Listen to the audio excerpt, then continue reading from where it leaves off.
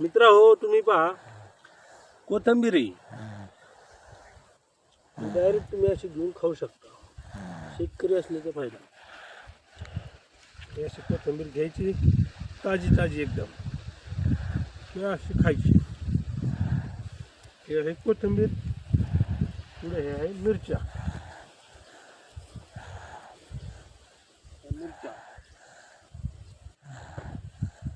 ही आहे गवार. संध्याकाळी भाजी लागली, खोडायची, न्यायची, ताजी ताजी भाजी करायची, खायची. ही आहे भेंडी. कसा आहे विषय? झाड, भेंडी, मिरच्या, काही कांदा. कांद्याला पाणी देत आहे.